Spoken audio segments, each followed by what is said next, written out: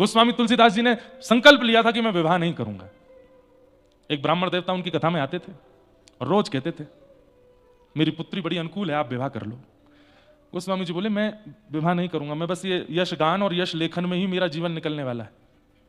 वो ब्राह्मण इतने पीछे पड़ गए कि एक दिन गोस्वामी जी बोल पड़े, महादेव प्रकट होकर के अगर कहेंगे तो करूंगा ब्याह। ब्राह्मण देवता गए, अब महादेव के मंदिरों में जाके जल चढ़ा में दूध चढ़ा में, आप ही कहो गोस्वामी जी से।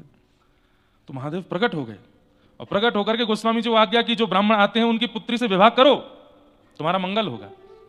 अब हम इसको क्या समझेंगे कि भाई अनुकूल पत्नी आएगी, समय पर ध्यान रखेगी, हमारी भक्ति में विघ्न नहीं डालेगी, हमारे साथ भजन किया करेगी, अनुकूल रहेगी। लेकिन आई तो अनुकूल ही, लेकिन गोस्वामी जी ये सुनकर के कि महादेव ने प्रकट होकर के कहा है कि इस कन्या से ब्याह करो, तो भाई ये तो सर्वोपरि है। अब तो गोस्वामी जी इतने न्यौछावर हो गए, विवाह के बाद उसी के संग रहते हैं, उसी के संग खाते हैं, उसको देखे बिना रहते नहीं। एक समय आया और रात्रि सोते हुए गोस्वामी जी को छोड़ के वो अपने मायके चली गई, 5 साल हो गए, जाने ही नहीं देते। तो विरह व्याकुल होकर के जब नदी पार की, पहाड़ पर चढ़ गए, कांटे लगे हैं, सर्प से रस्सी बना करके पार कर रहे हैं, एक शव को नाव बना करके नदी पार कर रहे हैं।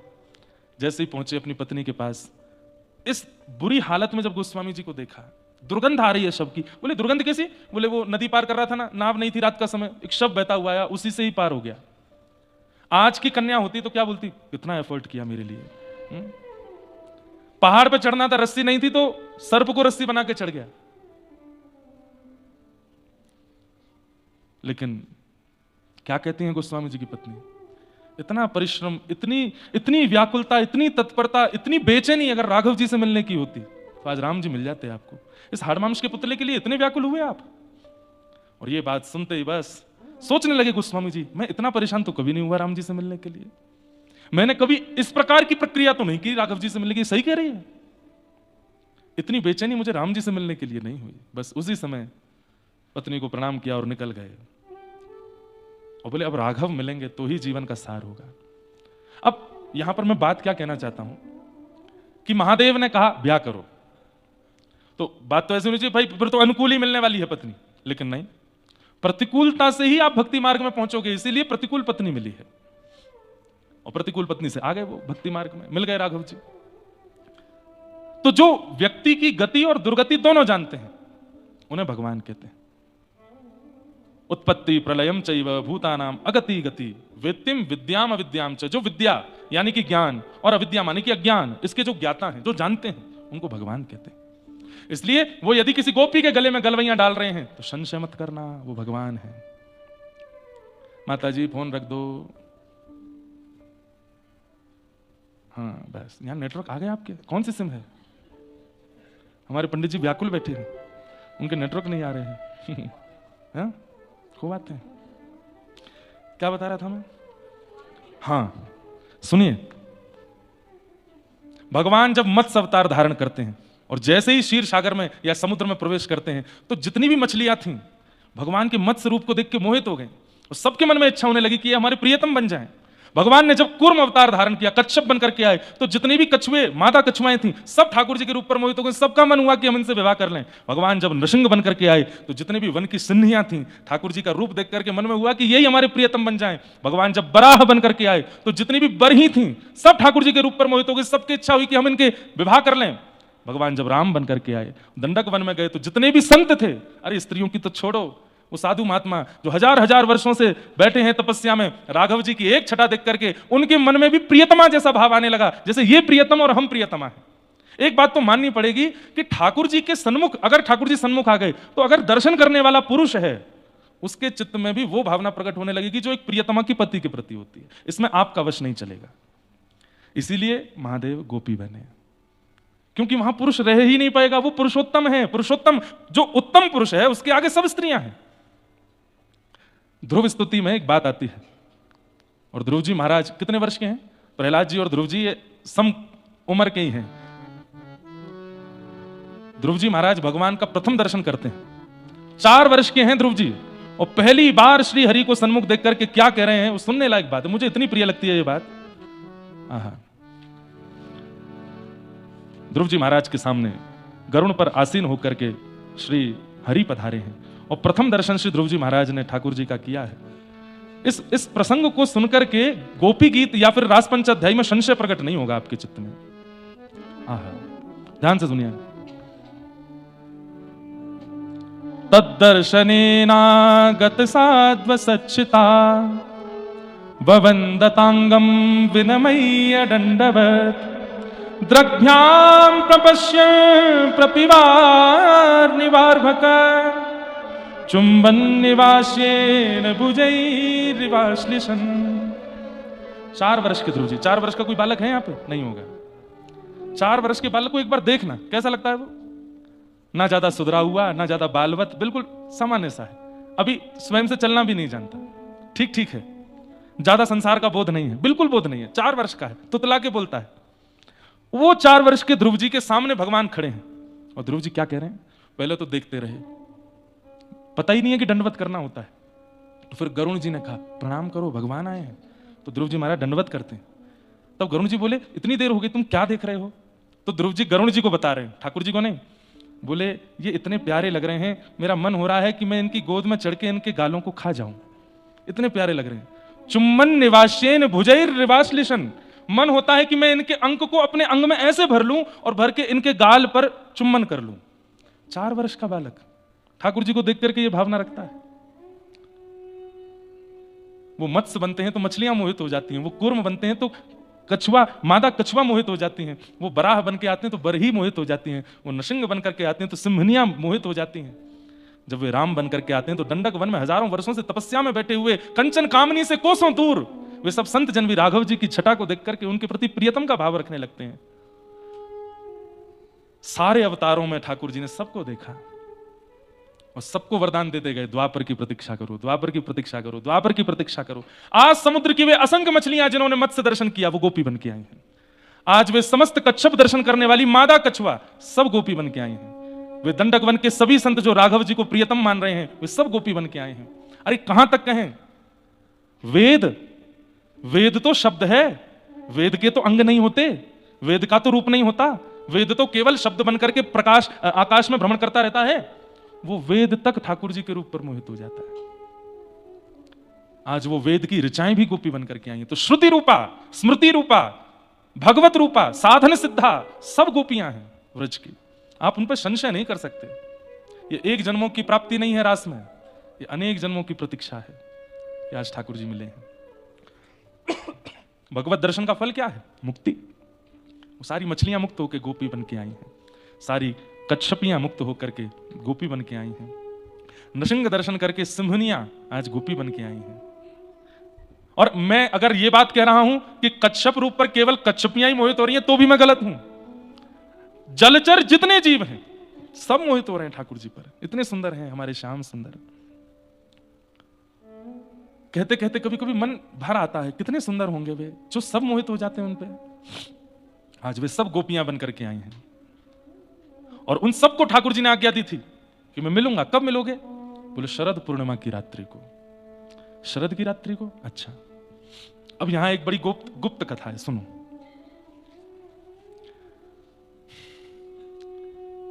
जब से श्याम सुंदर ने श्री प्रिया जी का दर्शन किया, बहुत ध्यान से बैठिएगा और सावधानी से सुनिएगा। जब देखी वृषभानुजा हिय बिच उठी हूंक, वंशी रह गई हाथ में फिर न लागी फूंक। जब से श्री प्रिया जी का दर्शन किया है और अभी गोवर्धन लीला हुई, तो गोवर्धन लीला में जब ठाकुर जी ने गिरिराज जी धारण किए उसी समय श्री वृषभानु बाबा किशोरी जी को लेकर के सामने खड़े हो गए। तो किशोरी जी के प्रभाव से ठाकुर जी 7 दिन तक खड़े रहे। अब ये सब दृश्य, ये सब भाव में पहले भी कथाओं में बहुत बार विस्तृत रूप से बता चुका हूं कि गर्गाचार्य जी क्या क्या बता के गए थे। आज सब ब्रजवासियों ने कहा कि भैया, हे नंद बाबा, हे भानु बाबा, आपके दोनों बालक जो हैं ये ब्रज की रक्षा करते हैं, इनका ब्याह करो। और तब ठाकुर जी का विवाह किशोरी जी से हुआ। कहां हुआ? भांडीर वन में हुआ। किसने कराया? ब्रह्मा जी ने कराया। गर्ग संहिता की कथा।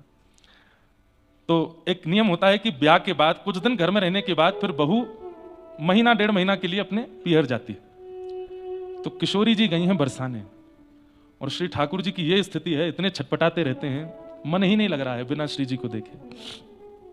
मधुमंगल तन सुखा मन सुखा धन सुखा। बोले लाला सही कह मैं? सब लोग बोले का? बोले ब्याह के बाद सब बदल जाए, तू बदल को। बोले क्यों?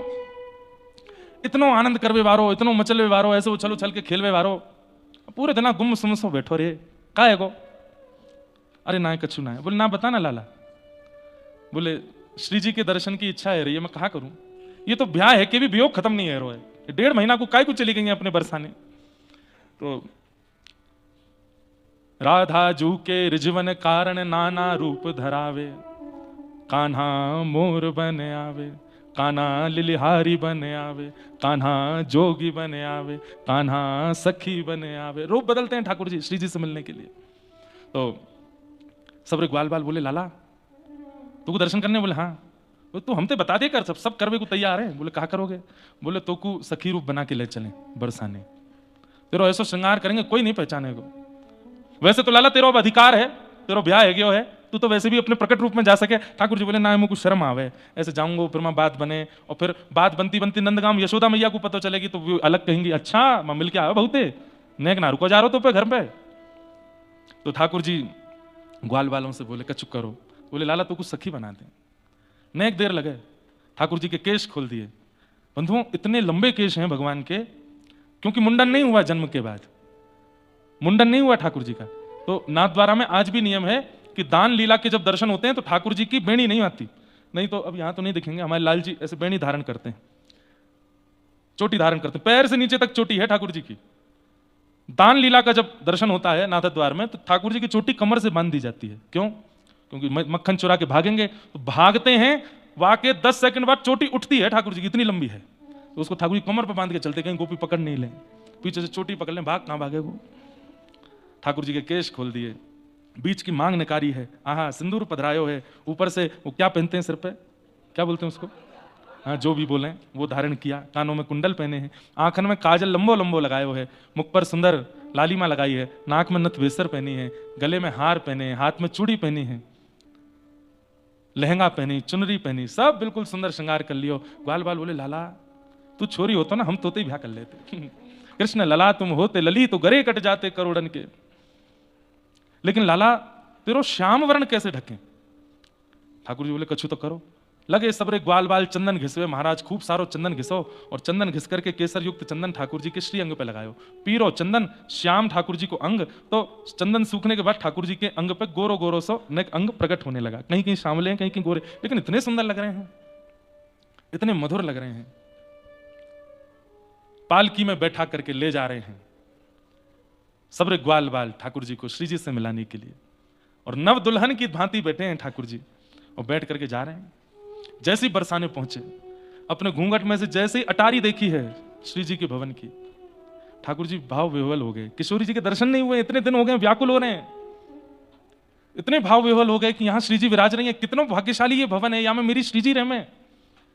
जैसे ही भाव विह्वल हुए तो नेत्रों से अश्रु गिरने लगे। अश्रु पहुंचवे के चक्कर में यहां तो चंदन छूट गो, यहां तो चंदन छूट गो। मधुमंगल आदि ने जैसे देखे तो ठाकुर जी फिर से श्याम वर्ण के गए। अरे लाला रो काय को रोए, ऐसे रो जैसे नई बहू विदा हरी हो, काय को रो रहे? अरे ना बरसाने आ गए ना, या बरसाने के कण कण में श्री जी के चरणारविंद अंकित हैं, तो वो सोच करके मुंह को विरह है गो। अब क्या करूं, सबरी गोपी तो पहचान जाएंगी। वो लाला तो ऊंचो घूंघट कर ले। सो ठाकुर जी ने ऊंचो घूंघट कर लियो, हाथों पे तो अभी भी चंदन है। सब सखियां बोली अरे कौन सी बहू है लेके आ रहे हो? बोले नंद बाबा ने भेजी है। बोले नंद बाबा ने कहां से आई? बोले ऊंचे गांव के बड़े गोप हैं, उनकी बहू है, हम सब नंद बाबा ने आज्ञा करी या को जाएगी श्री जी को दर्शन करा के लाओ, तो श्री जी को दर्शन करा के लाए हैं। अच्छा मुख तो दिखाओ या को। बोले वो पतिव्रता नारी है, पति के अलावा कोई को मुख ना दिखाए, हमने ना देखो को मुंह, तुम्हें दिखावेगी ज्यादा से ज्यादा श्री जी को दिखावेगी और कोई को नहीं। सब गोपी बोली यहां से आगे आप लोगों का प्रवेश नहीं है, लाओ पालकी हम उठा में। सब ग्वाल वाल छोड़ दिया। अब ललता विशाखा आदि सब सखियां पालकी में लेकर ठाकुर जी को भीतर पहुंची, अंतःपुर में पहुंची। श्री जी बोले अरे ये तो कोई बड़ी सुंदर गोपी आई है, बड़ी सुंदर साज श्रृंगार किए ना, मुख तो दिखाओ। तो ठाकुर जी अपने घूंघट पकड़ के सिर हिला में। बोले क्यों? तो ललता विशाखा को इशारों करें, बोल भी नहीं रहे, आवाज से पहचान जाएंगी सबरी। अच्छा इन सबन को बाहर करूं, केवल मुख मुख दिखाओगी? बोले हाँ।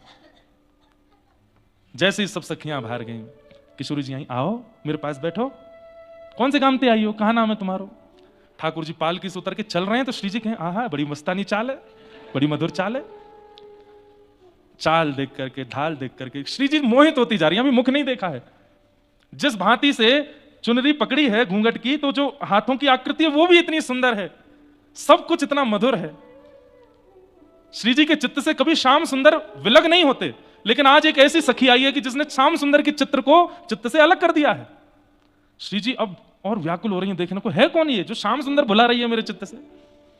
और जैसे ही घूंघट ऊपर कियो है, किशोरी जी को एक बार को तो ऐसी सुंदरता कि मूर्छा जैसी आने लगी। और जैसे तैसे जब होश में आई, गाढ़ आलिंगन किया ठाकुर जी का। श्याम सुंदर आप आए हैं। ठाकुर जी के नेत्र पुनः सजल हो गए। आप रो क्यों रहे हैं, क्या बात है? विवाह करा दियो सब ब्रजवासी ने, लेकिन फिर भी हमारा वियोग नहीं जा रहे हो। हे श्यामाजू, आप चलो ना नंद भवन में, कैसे रहूंगा वहां, मुंह पे रहो नहीं जा रहे हो, और कितने दिन लगेंगे, और ये वियोग क्यों आवे मेरे जीवन में? ऐसा कोई उपाय बताओ कि आपको वियोग मेरे जीवन से कभी जावे नहीं। गोपियां ही नहीं रोती ठाकुर जी के विरह में, ठाकुर जी भी विरही होते हैं। श्री जी बोली, देखो आप अपनी प्राप्ति का कारण स्वयं नहीं बता सकते, आपके भक्त बताएंगे। ऐसे मैं अपनी प्राप्ति को कारण स्वयं कैसे बताऊं, वो तो ललिता बतावेगी। नहीं, उनको भीतर मत बुलाइए, मजाक बनाएंगी मेरा। ठाकुर जी बोले, बुलानी तो पड़ेंगी। श्री जी बुलवाई। ललिता विशाखा भीतर आई, और जैसे ही बगल में बैठे श्याम सुंदर गोपी भाव में श्यामा सखी बन के आए। अब तो ललिता आदि सखियां इतनी भाव विवल दौड़ करके गई, थाल सजा करके लाई। अरे वाह, आज तो सखी रूप धारण करके आए हो, बड़े सुंदर लग रहे हो, बड़े प्यारे। आरती करी। श्री जी ने कही, शंका को समाधान करो। बोले क्या? ठाकुर जी चाहे कि मेरो वियोग इनको कभी नहीं हो, उसके लिए इनको क्या करना पड़ेगा वो बताओ। ललिता विशाखा बोली, अच्छा ठाकुर जी, पहले पांव पड़ो ललिता के, पहले हमारे पांव पड़ो, चरण में प्रणाम करो। ललिता जी को प्रणाम कियो, विशाखा को प्रणाम कियो, अष्ट सखीन को प्रणाम कियो। बोले ऐसा कोई अचूक उपाय बताओ कि श्री जी को विरह मोह को भी हो ही नहीं। तब ललिता जी बोली, प्रेम की स्वामिनी है, महादेव को भी प्रेम वही सिखाती है। ललिता जी बोली, आपको एक अनुष्ठान करना पड़ेगा। बोले कौन सा अनुष्ठान? बोले वंशी देवी की आराधना करनी पड़ेगी। बोले कैसी आराधना? बोले नित्य अपने अधर पर धारण करो, अपनी कोमल उंगलियों से उनके छिद्रों को आच्छादित करो, अपनी नाक के मोती से उनके ऊपर छत्र चवर करो, और केवल किशोरी जी को स्मरण करके वंशी बजाओ। महीना डेढ़ महीना तक आपको यही उपासना करनी पड़ेगी, यही आराधना करनी पड़ेगी। इसी आराधना के फल में आपको फिर वंशी देवी की कृपा से श्री जी को आह्लादनी स्वरूप प्रकट होकर के आशीष देगो, तब आपकी आराधना सफल होगी। तब ठाकुर जी ने वंशी देवी के अनुष्ठान किए हैं।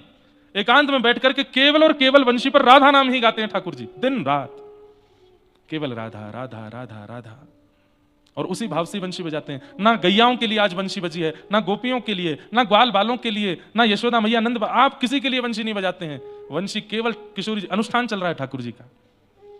मास पर्यंत ठाकुर जी ने अनुष्ठान किया। राधा नाम में वंशी की ध्वनि जब की है, तब मास पूर्ण होने के बाद किशोरी जी प्रकट हुई, और किशोरी जी ने कहा, श्याम सुंदर, आगे की लीला में आपको व्रज से भी जाना पड़ेगा, फिर मेरा वियोग कैसे सहोगे? तब ठाकुर जी भाव विह्वल होकर के चरणों में गिर गए। हे श्यामाजू, आप मेरी आह्लादनी शक्ति हैं, आप चाहें तो मेरे जैसे अनेक निर्माण करके आगे की लीला में भेज सकती हैं। ऐसा कुछ कीजिए ना कि आगे की लीला कोई और करे और मैं सदा आपके पास ही रहूं। किशोरी जी बोली, वो तो संभव होगा, आपका प्रभाव स्वरूप और स्वभाव स्वरूप दो प्रकट होंगे। स्वभाव रूप से आप सदा यही निवास करोगे, प्रभाव रूप से मथुरा द्वारिका की लीला करोगे, लेकिन वह प्रभाव स्वरूप भी मेरे विरह में बहुत व्याकुल हो जाएगा। तब क्या करेंगे? तो बोले, एक ऐसी स्मृति हम प्रकट कर देते हैं जो स्मृति आपके चित्त का कभी त्याग नहीं करेगी, और उस स्मृति से मेरा वियोग सदा आपको आनंदित करता रहेगा। और वो स्मृति क्या होगी? बोले महारास, हम आपके साथ महारास करेंगे, और महाराज की भाव से आपके चित्त में एक ऐसी स्मृति प्रगाढ़ हो जाएगी, जब जब नेत्र बंद करेंगे तब तब वह महाराज की झांकी दिखा करेगी।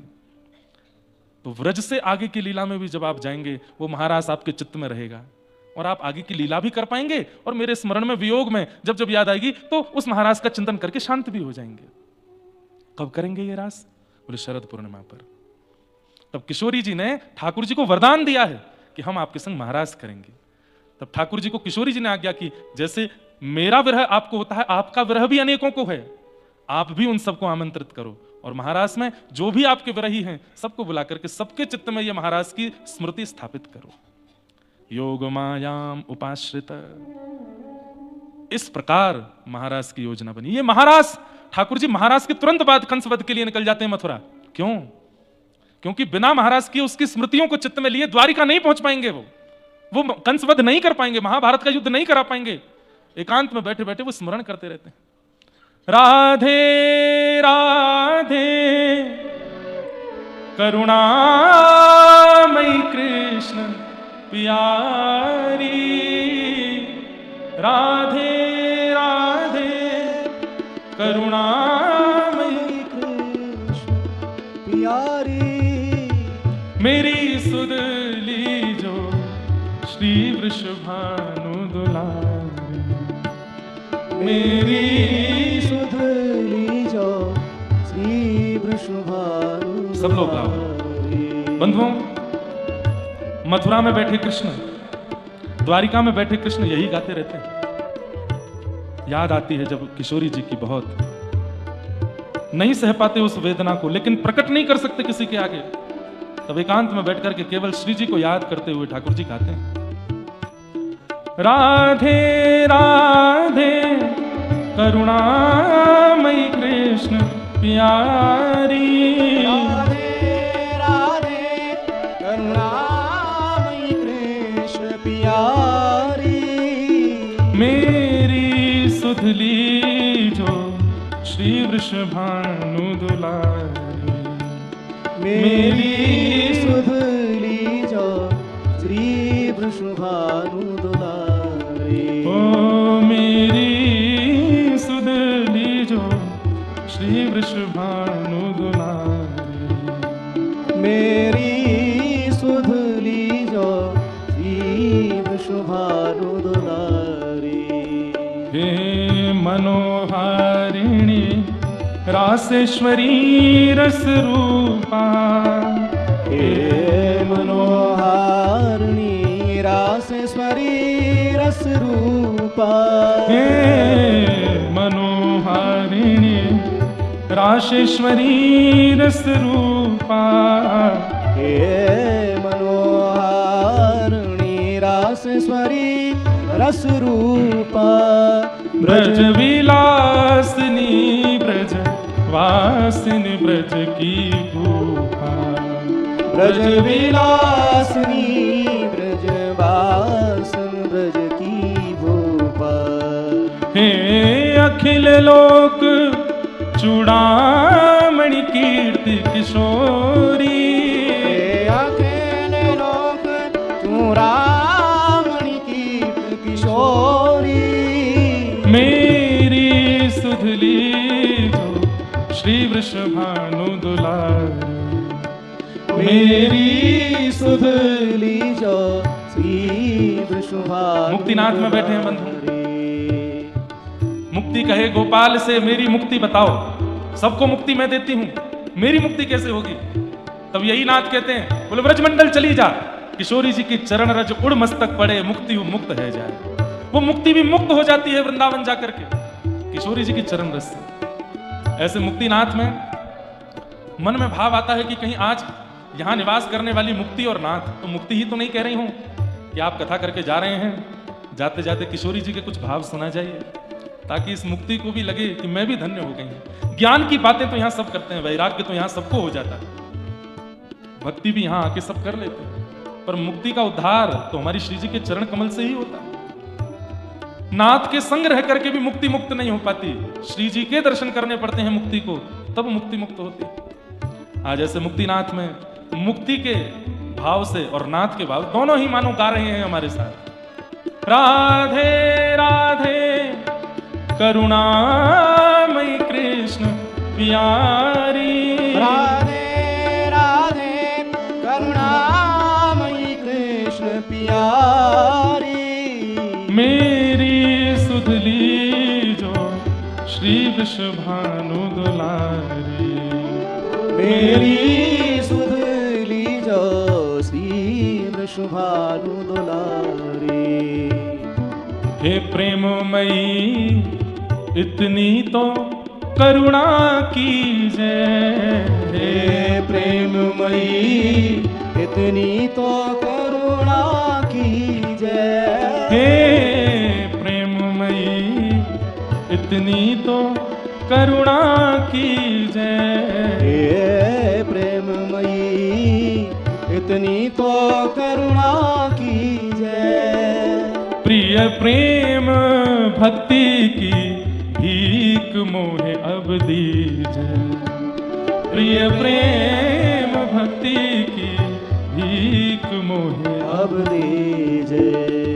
निज बाह छाह दे चरण सखी रख लीजे, निज बाह छाह दे चरण शरण रख लीजे। हे वृंदावनी हमारी यूं कर लीजे, हे वृंदावनी हमारी कर कितनी बढ़िया बात है। हे प्रेममयी इतनी तो करुणा कीजिए, प्रिय प्रेम भक्ति की भीख मोहे अब दीजिए, निज बाह छाह दे चरण शरण रख लीजिए, अपने चरणों में सदा अपने हस्त कमल की छांव में हमें बैठा लीजिए श्यामा जी। हे वृंदावनी हमारी यों कह लीजिए। हा हा किशोरी के मैं तुम पर बलिहारी, हा हा किशोरी के मैं तुम पे बलहारी। मेरी सुधली जो श्री विश्वभानु दुलारी, मेरी सुध लीजो श्री विश्वभानु दुलारी। राधे राधे करुणामयी कृष्ण प्यारी, राधे राधे करुणामयी कृष्ण प्यारी। मेरी सुधली जो श्री विश्वभानु दुलारी, मेरी सुध लीजो श्री विश्वभानु दुलारी। ओ मेरी सुध लीजो श्री विश्वभानु दुलारी, मेरी सुध लीजो श्री विश्वभानु दुलारी। किशोरी जी ने वरदान दिया है ठाकुर जी को, और वंशी देवी की अनुष्ठान से यह वरदान मिला है कि हम शरद पूर्णिमा पर आपके संग रास करेंगे, जिसकी स्मृति सदा आपके चित्त में रहेगी। किशोरी जी यह भी नहीं चाहती कि आगे की लीला ना हो, विश्व कल्याण के लिए कृष्ण अवतरण हुआ है, तो आगे की लीला में भी तो आपको जाना है। स्वभाव रूप से तो आप सदा हमारे संग ही रहोगे, लेकिन आप जब आगे जाओगे और जब व्रज वृंदावन और मेरी याद आएगी तो कैसे रहोगे? तो व्रज तजने से पूर्व हम महाराज करेंगे, और उस महाराज की स्मृति सदा आपके चित्त में रहेगी, आपके सदा चित्त को वो सुख देगी।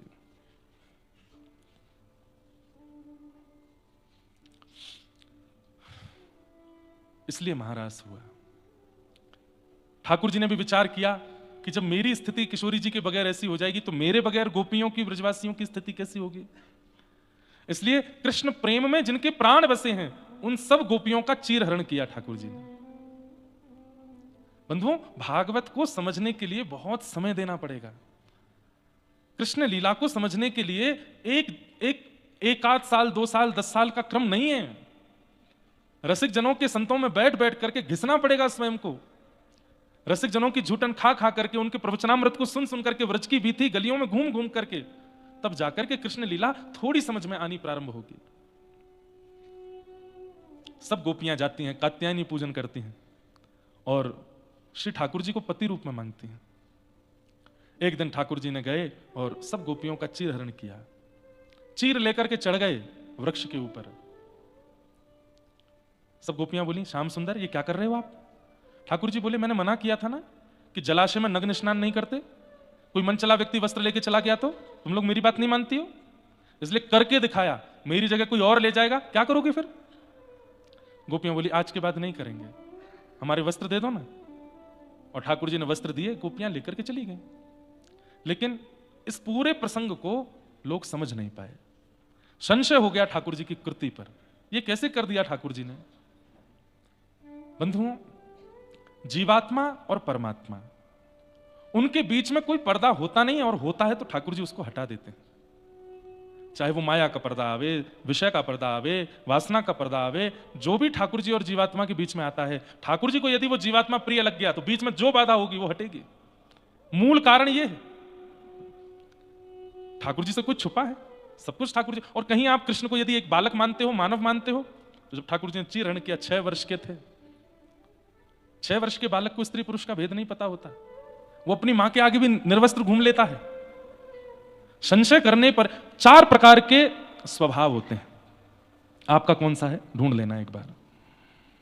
मानवों में 4 प्रकार के स्वभाव होते हैं। पहला स्वभाव विरोधी स्वभाव। कौन सा स्वभाव? चाहे जो हो जाए हमको क्या करना है?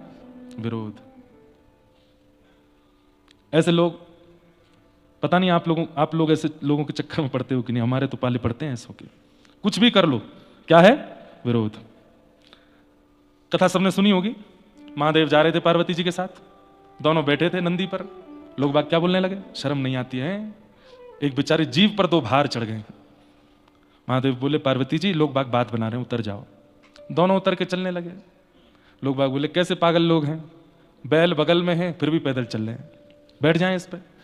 पार्वती जी बोली लोग तो अभी भी बात बना रहे हैं, एक काम करो मैं बैठ जाता हूं, तुम पैदल चलो।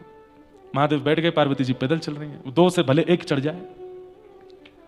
लोग बाग बोले देखो देखो क्या जमाना आया, पत्नी को तो बेचारी को ऐसे ही किया जाता है भारत राष्ट्र में, पति बैठ गया है पत्नी पैदल चल रही है। पार्वती जी बोली लोग बाग बात बना रहे हैं, मैं उतर जाता हूं, तुम बैठ जाओ। पार्वती जी बैठ गई।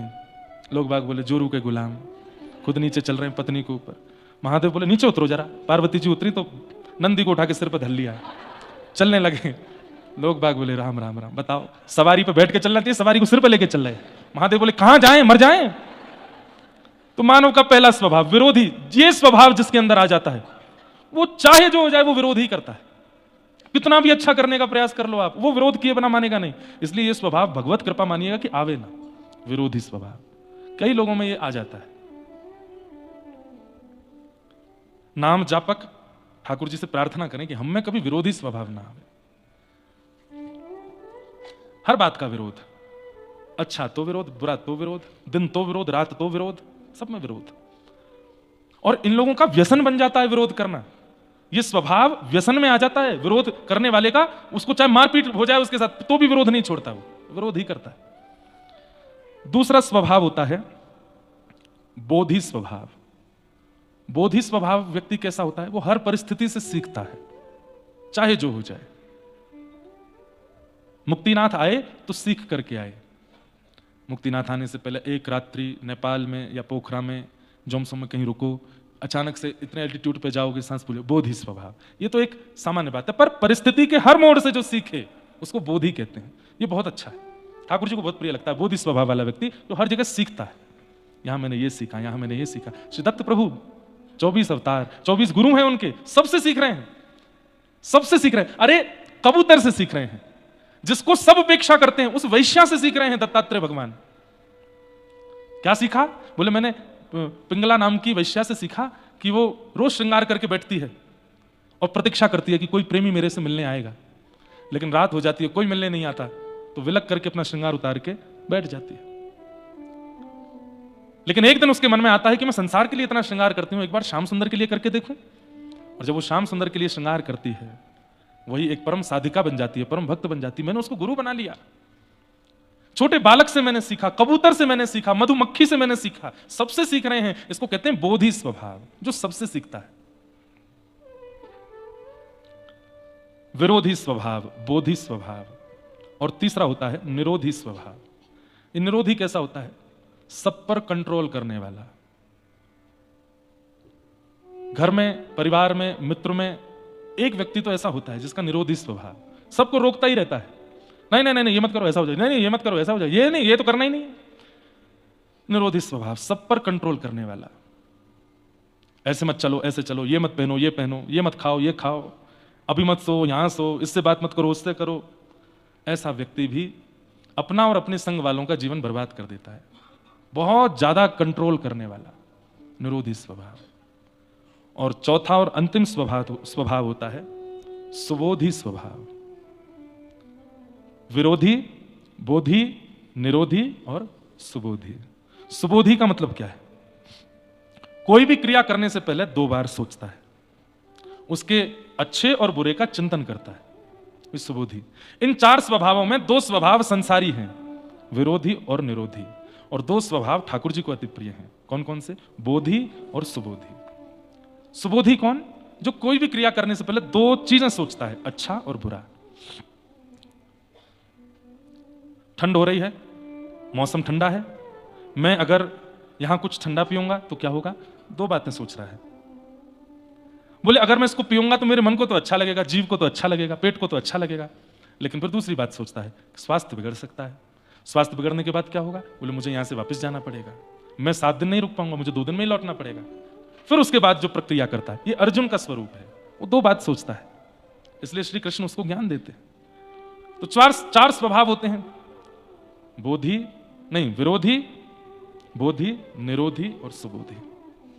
इनमें से दो स्वभाव ठाकुर जी को प्रिय हैं, बोधि और सुबोधि। ये दो स्वभाव चित्त में लाओ, क्योंकि निरोधी और विरोधी यदि बन गए, ये स्वभाव ऐसा है मरते दम तक नहीं छोड़ेंगे आपको। ये कंट्रोल करने का जिनके अंदर स्वभाव स्वरूप आ जाता है ना, अंतिम श्वास तक ऐसे ही रहते हैं वो। और विरोध का स्वभाव जिनका आ जाता है, वो भी अंतिम श्वास तक ऐसे ही रहते हैं। ठाकुर जी का विरोध हो गया, चीर हरण किया भगवान कृष्ण ने, गोपियों का चीर हरण किया भगवान कृष्ण ने। तो फिर भगवान शब्द का प्रयोग मत करो, कृष्ण शब्द का प्रयोग करो। और अगर आप भगवान शब्द का प्रयोग नहीं करते, कृष्ण शब्द का प्रयोग करते हो, तो चीर हरण के समय ठाकुर जी 5.5 वर्ष के हैं, 6 वर्ष के। कल हम लोग चर्चा कर रहे थे कि कृष्ण स्वरूप को कोई कैरेक्टर प्ले नहीं कर सकता। अगर आज का फिल्म जगत चाहे कि हम कृष्ण लीला दिखावें, वो दिखा देंगे, लेकिन कृष्ण चित्त का स्पर्श नहीं कर पाएंगे, क्योंकि वो मानव बन ही नहीं पाएगा जो कृष्ण हैं। इसलिए आप कोई आकृति ड्राइंग के माध्यम से बना दो, कला के माध्यम से बना दो, शालिग्राम के माध्यम से बना दो, तो उनमें भले ही कृष्ण आभास हो जाए, नहीं तो मानव कभी कृष्ण बन के नहीं आ सकता। या फिर 8 वर्ष से छोटे बालक चाहे तो कृष्ण रूप धारण कर सकते हैं। 8 वर्ष के बाद आती है जैसे रेशे आने शुरू होते हैं ना मुखमंडल पर, और सबसे बड़ी बात स्वभाव में चतुरता, चंचलता, चपलता, वो कृष्ण को ढाल नहीं पाएंगे अपने अंदर। बुरा नहीं मानिएगा, मैंने आज तक इतने चलचित्र देखे हैं, पर मुझे कोई कृष्ण स्पर्श नहीं कर पाए। हाँ, राम जरूर स्पर्श किए थे एक बार पुरानी रामायण में, लेकिन कृष्ण नहीं छू पाए, क्योंकि कृष्ण कोई हो ही नहीं सकता, कृष्ण एक ही है। इसलिए कोई कला चित्र के माध्यम से भले ही आप कृष्ण बना दो, मानव कृष्ण नहीं बन पाएगा। और गोपियों को आज्ञा कर दी भगवान ने कि जिन कात्यायनी मैया की तुम पूजा करके मुझे पति रूप में मांगती हो, मैं वचन देता हूं, क्या? शरद पूर्णिमा पर मैं रास विहार करूंगा। और आज वही शरद पूर्णिमा की रात्रि आई है। भगवान पिता रात्रि शरदोत्फुल्ल मल्लिका विक्षरन्तुम मनश्चक्रे योग मायामुपाश्रिता। किशोरी जी के आश्रय में आज सब गोपियां रास के लिए पधारी। सब गोपियां अलग अलग क्रियाओं में व्यस्त हैं। कोई दूध का दोहन कर रही है, कोई अपना श्रृंगार कर रही है, कोई अपने बालक को दूध पिला रही है, कोई अपने पति को भोजन करा रही है। सब अलग अलग कार्यों में लगी हैं। और उसी समय शरद पूर्णिमा के चंद्रमा उदित हुए। जगऊ कलम बाम दृशाम मनोहरम, जैसे ठाकुर जी ने अपनी वेणु पर अधरामृत का पान कराते हुए जैसे अपने प्राण पिरोए हैं, बाज उठी वंशी वृंदावन में। बंधुओं, आज की वंशी किसी को नहीं सुनाई दे रही, केवल उनको सुनाई दे रही है जो अधिकारी हैं कृष्ण से मिलने के, जो प्रतीक्षा कर रहे हैं युगों युगों से उस प्रियतम की प्राप्ति के लिए। वो जो भी ब्रजमंडल में आए हैं, उन सबको वह वंशी सुनाई दे रही है।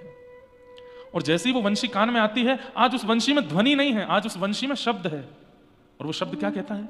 चल गोपी, कृष्ण तेरी प्रतीक्षा कर रहे हैं, जल्दी चल, देर मत करे। और उसी समय गोपियां अपने सारे काम छोड़ करके दौड़ती हैं कृष्ण मिलन से। शुक्राचार्य जी वर्णन करते हैं, स्थिति संभालने के लिए भी नहीं रुकाई है गोपियां कि हम कोई कार्य कर रही हैं उसको संभाल के तो जाए ना। जैसे ही ध्वनि आई तुरंत दौड़ती है, मानो जैसे कब से तैयार बैठी थी जाने को। तत्परता से सीरा बना रही है कोई गोपी, उसमें चीनी डाल रही है, उसमें इलायची डाल रही है, बढ़िया केसर डाल रही है, बड़े मग्न होकर के बना रही है। लग ही नहीं रहा है कि कहीं और जाने की तैयारी में है। और अचानक से वेणु ध्वनि आती है तो उसका अचानक से रूप बदल जाता है, वहीं सीरा छोड़ करके दौड़ती है। घर वाले देखते रह जाते हैं, हुआ क्या? कोई गोपी अंजलोचने अपनी आंख में काजल लगा रही थी। जैसी वेणु की ध्वनि आई, एक आंख में ही काजल लगा है, दूसरी आंख में लगा ही नहीं, दौड़ी है कृष्ण मिलन के लिए। बीच मार्ग में किसी गोपी ने कहा, अरे तेरी एक आंख बड़ी, एक आंख छोटी सी लग रही है, दूसरी आंख में तो लगा के नहीं आई, जल्दी जा, विचित्र लगेगी। अब दूसरी आंख में जब लगाने के लिए गई है तो हाथ कांप रहे हैं, श्रृंगार में तत्परता नहीं आ पा रही है, क्योंकि ठाकुर जी बुला रहे हैं। एक बात स्पष्ट है, व्यक्ति जब ठाकुर जी के आमंत्रण में होगा ना, तो अपनी किसी भी व्यवस्था को सुधार नहीं पाएगा। केवल भगवत सेवा ही उससे बढ़िया हो सकती है, बाकी वो किसी और व्यवस्था में उचित नहीं रह पाएगा। नहीं कर पा रही अपना श्रृंगार। आज तक कभी ऐसा नहीं हुआ था कि काजल ना लगा हो, लेकिन आज नहीं लग पा रहा है। क्यों? व्याकुलता हो रही है, तन मन चित्त सब व्याकुल हो रहा है ठाकुर जी से मिलने के लिए। तभी संपूर्ण काजल हाथ में लेकर के पूरे मुंह पे लगा लेती है। बोले एक जगह लगाऊंगी तो अच्छे बुरे का भान होगा, पूरा ही काजल युक्त होगा तो अच्छे बुरे का कोई भान नहीं। दौड़ पड़ी। गोपियां हंसने लगी, अरे तू खा बन के आई है, ऐसी कारी कारी बन के आई है। अरे आज पहली बार कृष्ण ने बुलाया, कम से कम श्रृंगार तो मधुर करके आ। शुकाचार्य जी कहते हैं वो गोपी कह रही है, श्याम सुंदर यदि रूप देखते तो सबसे पहले पूतना को स्वीकार करते, नहीं किया उसको स्वीकार। इसका मतलब रूप उनको प्रिय नहीं है।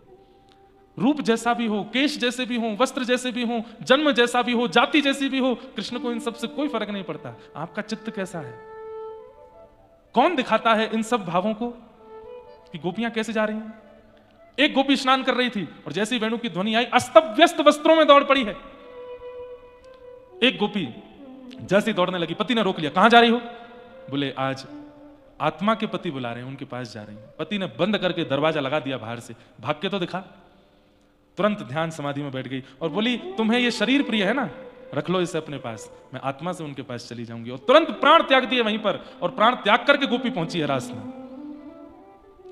ये 1-2 दिन या 1-2 वर्ष की प्रतीक्षा तो नहीं हो सकती, ये युगों की प्रतीक्षा है गोपियों की, ये युगों की प्रतीक्षा है। असंख्य गोपियां खड़ी हैं श्याम सुंदर के सन्मुख। किसी के केश बिखरे हैं, किसी का रूप बिगड़ा है, किसी के वस्त्र अस्त व्यस्त हैं। और आयु कितनी है? बोले आबाल वृद्ध वनिता, 6 वर्ष से लेकर के 120 वर्ष तक की गोपी है। एक आध गोपी तो ऐसी भी हैं जिनको 2-4 गोपी उठा के लाएंगे, चलना ही नहीं आता, वो भी आइए रास करने। और इन सबके प्रेमास्पद ठाकुर जी कितने बड़े हैं? बोले 7.5 वर्ष के। ये कैसा प्रेम हो सकता है कि 6 वर्ष की बालिका के चित्त में भी वही प्रीति है, और 120 वर्ष माने यशोदा की सास की उम्र की गोपी भी आई है ठाकुर जी से रास करने, उसके चित्त में भी वही प्रेम है। ये सामान्य काम लीला नहीं हो सकती, ये सामान्य संसार का प्रेम मिलन नहीं हो सकता। हमारे यहां आयु देखी जाती है, रूप देखा जाता है, स्वरूप देखा जाता है, त्वचा देखी जाती है, व्यवहार स्वभाव देखा जाता है। यहां कुछ नहीं देखा जा रहा है, केवल चित्त की प्रीति देखी जा रही है। गोपियां सब सामने खड़ी हैं, ठाकुर जी वेणु बजा रहे हैं मधुर। और थोड़ी देर में जैसे ही वेणुनाद विश्राम हुआ, नेत्र खोल करके देखा, असंख्य गोपियों को देख करके ठाकुर जी वेणु अपने कमर में रखते हैं और ठाड़े होकर के बोले स्वागतम वो महाभाग। अरे जो मत्स्य थी उनको याद आ गए मत्स्य रूप, जो पूर्व में कच्छपी थी उनको याद आ गए कच्छप, जो पूर्व में सिंहनी थी उनको याद आ गए नृसिंह, जो पूर्व में संत थे उनको याद आ गए राम। अपनी युगों की प्रतीक्षा सबको याद आ गई। सब भूल गई कि हम कौन से गोप की कन्या हैं या कौन से घर में रहती हैं। सबको अपने पूर्व की प्रतीक्षा याद आ गई और सबके नेत्र सजल हो गए। अरे ये तो इतने वर्षों की प्रतीक्षा के बाद हमें आज मिले हैं। और सबसे बड़ी बात, एक भी गोपी को ऐसा नहीं लग रहा है कि यहां लाखों आई हैं, सबको लग रहा है मैं अकेली आई हूं। सबको लग रहा है कि मैं अकेली आई हूं। किसी को नहीं पता मेरे बगल में कौन खड़ी है, पीछे कौन है, इधर कौन है, आगे कौन, सबको लग रहा है मैं अकेली हूं और ये मेरे लिए खड़े हैं। स्वागतम वो महाभाग प्रियम किम करवाणि व ब्रजस्यानामयं कश्चित् वृतागमन कारणम्। स्वागतम स्वागतम स्वागतम, आइए आइए आइए, स्वागत है। ये सुनकर के तो गोपियां खुश हो गई, लेकिन ठाकुर जी क्या कहते हैं? प्रियम किम करवाणि व, आप सबके यहां आने का कारण जान सकता हूं मैं? ये सुनकर के तो मानो गोपियों को लगा किसी ने वज्र चला दिया हो हमारे हृदय पर। इनको नहीं पता हम क्यों आई हैं। अब जो मत्स्य थी वो भूल गई, वो जो कच्छपी थी भूल गई, जो सिंहनी थी भूल गई, और सब ठाकुर जी की ओर देख रही हैं। इनको याद नहीं हम कौन है। प्रियम किम करवाणि वा व्रजस्यानामयं कश्चित् ब्रूतागमन कारणम, आप सबके आने का कारण जान सकता हूं मैं इतनी रात को? अच्छा चंद्रमा देखने आई हो? देखो देख लिया, चलो जाओ, वापस जाओ, अपने अपने घर को जाओ। गोपियां खड़ी हैं सामने, थोड़ी देर और देखें क्या बोलते हैं। और ठाकुर जी ने यहां पर पतिव्रता नारी के सारे धर्म बताने शुरू किए और गोपियों को माने ऐसा भान कराने लगे कि तुम तो बहुत बड़ी पापनी हो, मेरे पास आ गई हो। गोपियों को समझाने लगे, तुमको पता है पतिव्रता नारी का धर्म क्या होता है? तत्बंधुनाम च कल्याणम प्रजानाम चानुपोषणम भर्तु शुश्रूषणम स्त्रीनाम परो धर्मो यमाय, और ना जाने क्या क्या क्या क्या बातें उनको बताने लगे। 10 श्लोकों में ठाकुर जी ने केवल डराया गोपियों को, और हम आप होते तो डर के मारे भाग भी गए होते, लेकिन एक भी गोपी नहीं हिली वहां से। ठाकुर जी बोले तुम्हारे बाल बच्चे हैं छोटे छोटे, अग्नि की साक्षी लेके विवाह करके आई हो, और यहां परपुरुष दिख गया तो तुरंत छोड़ करके आ गए। कितना बड़ा पाप है तुम जानती हो? उस नरक में तुमको जाना पड़ेगा, उसमें जाना पड़ेगा, ये करना पड़ेगा, और जाने क्या क्या। हमारे यहां ना बंधुओं, एक बात मैं कह दूं, बुरा नहीं मानिएगा, समझाने के लिए स्त्रियां ही होती हैं, पुरुष नहीं होते। हर बात में उनको समझाओ, हर बात में उन्हें कहो।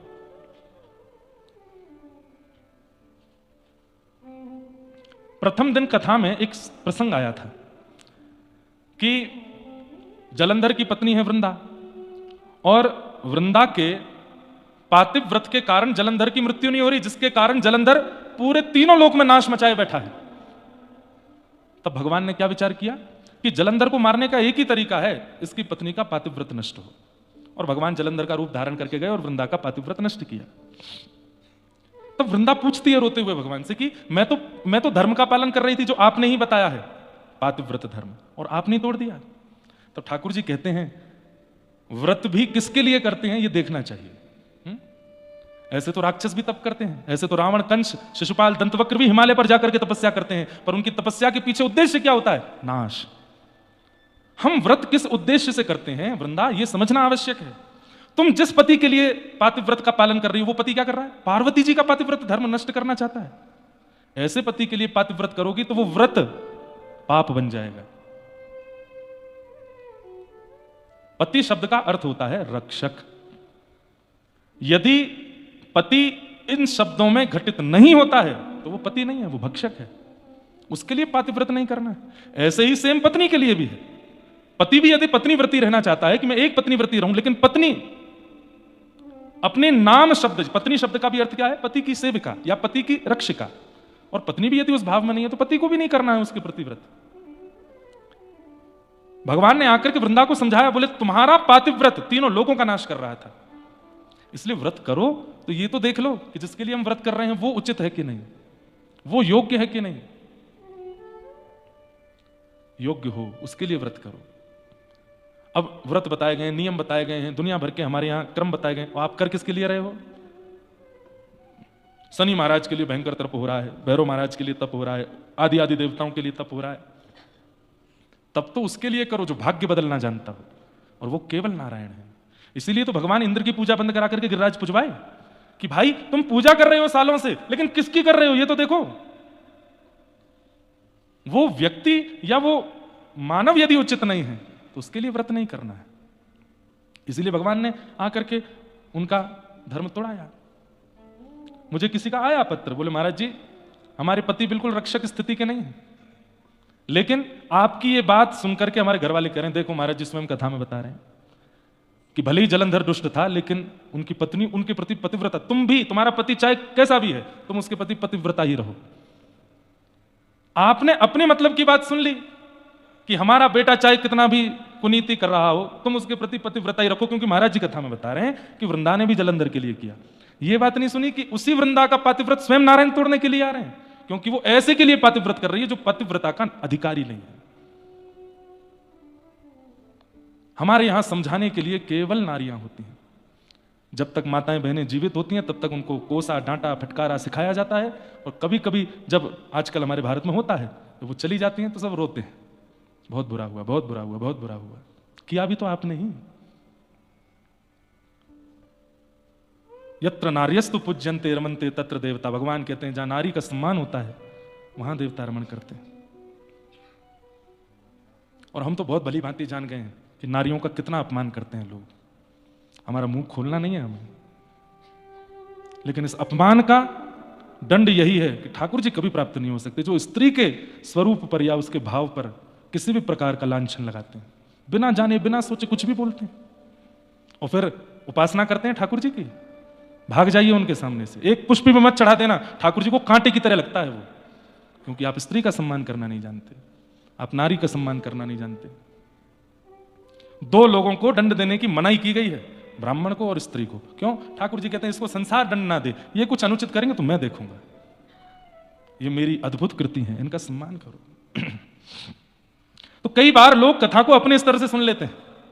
जैसे एक बार एक व्यास जी कथा करके गए, पोथी अपनी छोड़ गए राजा के यहां, लौट करके जब राजा के यहां आए तो द्वार पर राजा की बेटी मिली। तो बेटी ने व्यास जी से, आइए आइए व्यास जी, आपने इतनी बढ़िया कथा सुनाई थी, मेरे तो जीवन भर के सारे प्रश्नों के उत्तर मिल गए।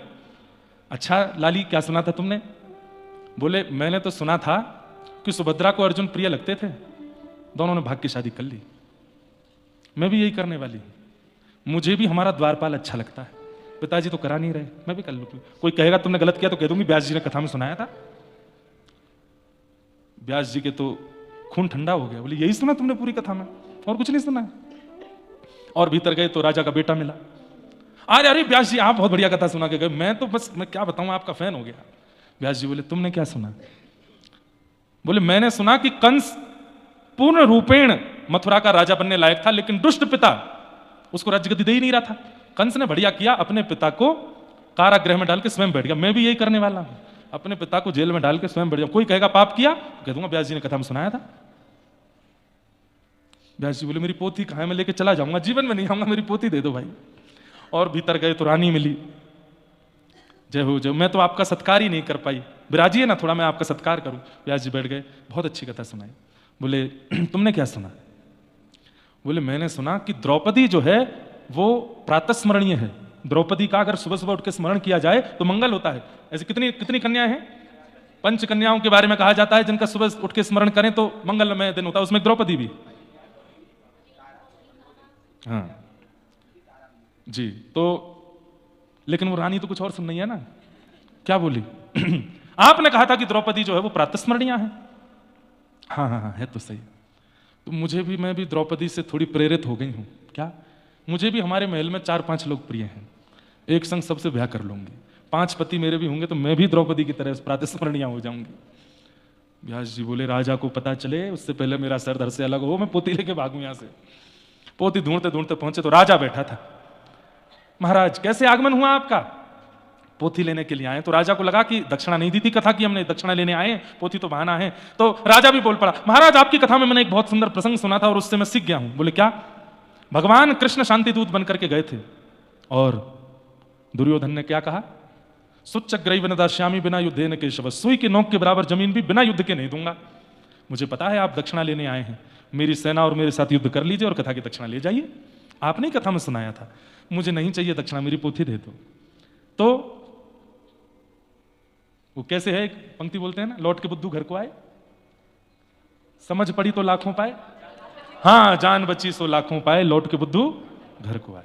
पंडित जी पोथी लेके भागे वहां से। तो लोग बड़े विचित्र हैं संसार के, अपनी उपयुक्त बातें सुन लेते हैं। और इन्हीं कारणों से रास पंचाध्यायी का बहुत प्रचार नहीं किया जाता। जब भगवान इतनी गोपियों के संग रास कर सकते तो हम इतने अफेयर क्यों नहीं रख सकते? 2-4 दसों से हम भी बात कर लें। बेटा रास से पूर्व ठाकुर जी ने गिरिराज जी भी उठाए थे, तुम भी उठा के दिखाओ। गिरिराज जी से पूर्व ठाकुर जी ने कालिया नाग मर्दन भी किया था, तुम भी एक नाग को पकड़ के दिखाओ। वो नहीं याद आता, रास किया था। 16,108 ब्याह किए तो हम भी 1-2 कर लें, एक घर वाली एक बाहर वाली। नरक में जाओगे घनघोर। और उसमें भी कहीं यमराज ने पूछा और ये उत्तर दिया, यमराज कहता डालो इसको तेल में खौला दो। भगवान का बाप कहता है, लोग बात कहते हैं शंकर जी पीते हैं इसलिए हम भी पीते हैं। महादेव अपना त्रिशूल पहना रहे, बोले आ तू बताएंगे तुझे पीते हैं हम। कहीं नहीं लिखा है, लोग बाग अपने मन से बना देते हैं। तो गलत करना है करो, लेकिन अगर आप कथा का प्रमाण देके गलत कर रहे हो तो आपसे बड़ा पापी कोई नहीं है। और इस पाप का दंड यमराज नहीं देंगे, स्वयं ठाकुर जी आके देंगे। मेरी कथा का इतना गलत अर्थ लगाया तुमने। इसलिए ये प्रसंग मैंने छेड़ा थोड़ा, क्योंकि आज भगवान पतिव्रता नारी का धर्म समझा रहे थे गोपियों को। पतिव्रता नारी ऐसी, पतिव्रता नारी ऐसी, पतिव्रता नारी ऐसी। 10 श्लोकों में केवल पतिव्रता नारियों का वर्णन किया। मैं खुद अपनी कथा में कहता हूं, इस संसार में सबसे बड़ा व्रत यदि कोई है तो वो पतिव्रत और पत्नी व्रत। एक पति के रहो, एक पत्नी के रहो, लेकिन पति पति शब्द का पालन करने वाला हो और पत्नी पत्नी शब्द का पालन करने वाली हो। यदि ऐसी नहीं है तो फिर उस व्रत का क्या फायदा? औरों के चित्त में जो आपको ये व्रत करता हुआ देखेंगे, जब वे आपके उस जिसके लिए आप व्रत कर रहे हो उसको देखेंगे तो क्या मन में विचार करेंगे? इसलिए पतिव्रत पत्नी व्रत करने वाला एकादशी ना भी करे तो भी चलेगा, ठाकुर जी उसी से प्रसन्न हो जाएंगे कि एक ही का है। लेकिन कम से कम वो व्यक्ति उस स्वभाव का तो हो।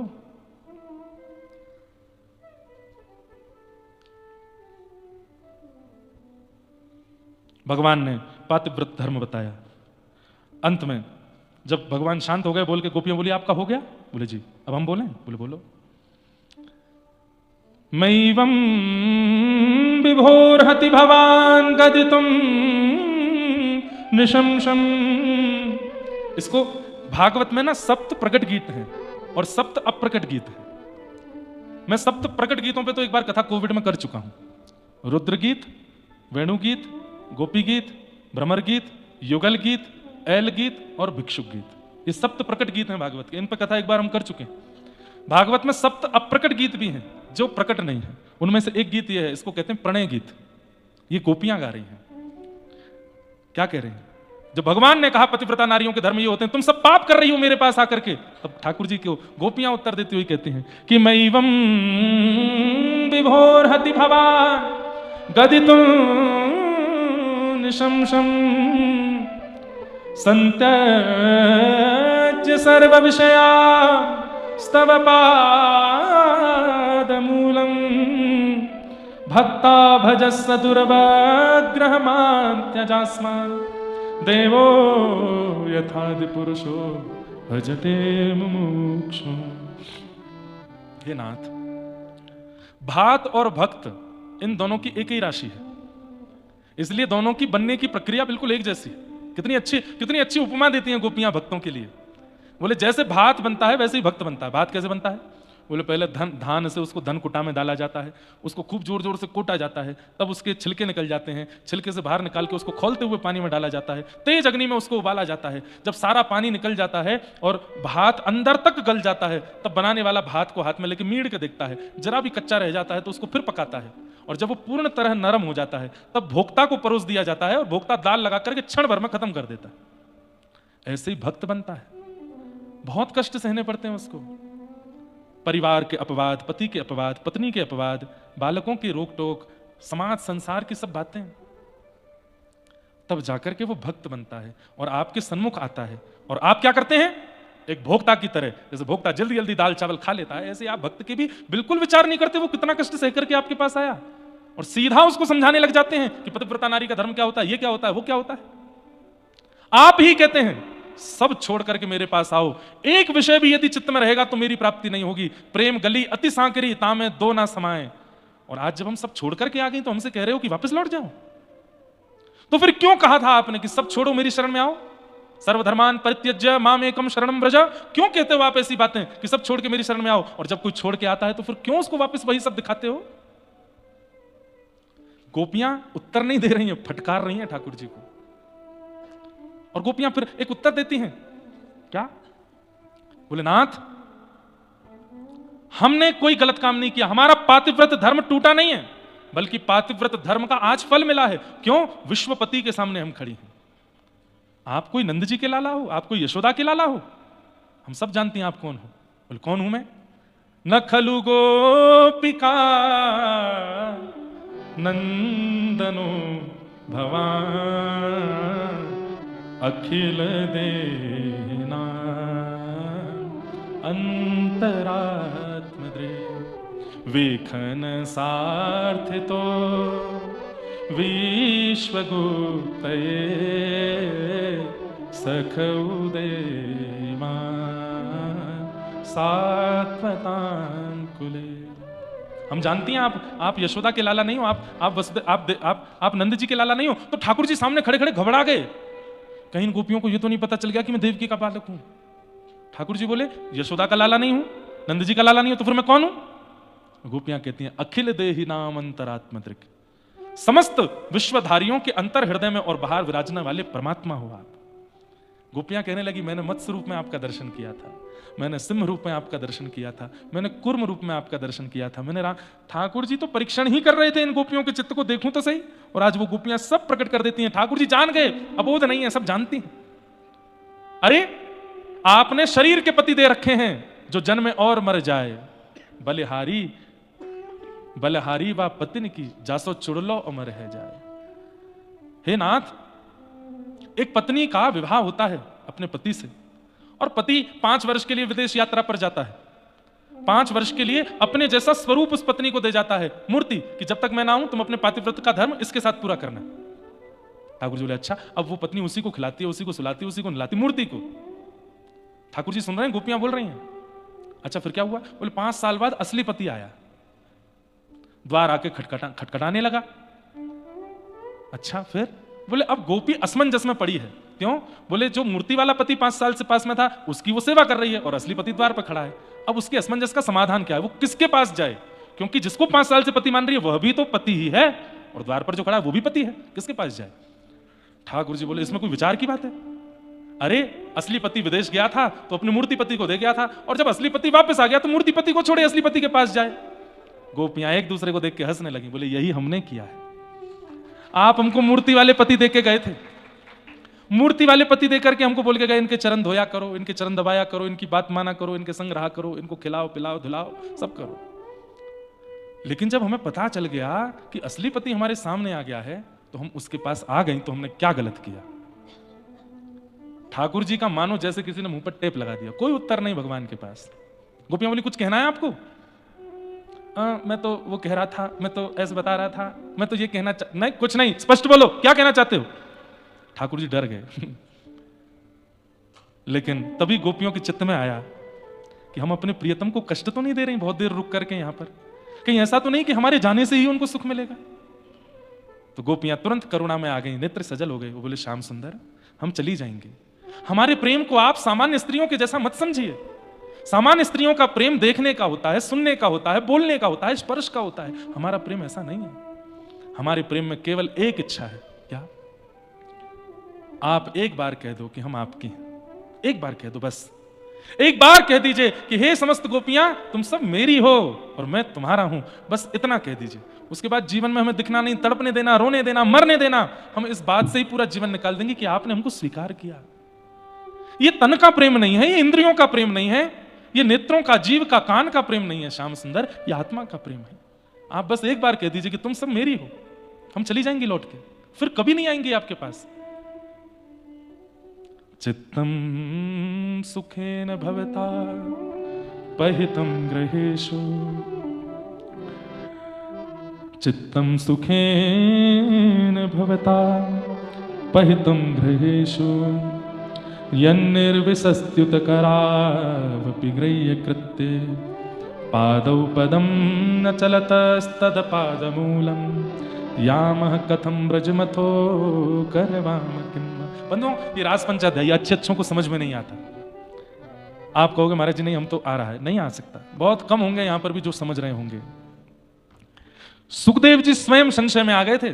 परीक्षित जी कथा सुनते सुनते जब रास पंचाध्यायी सुना, आज तक संशय नहीं हुआ, लेकिन परीक्षित जी आज एक संशय में बात बोल देते हैं। क्या?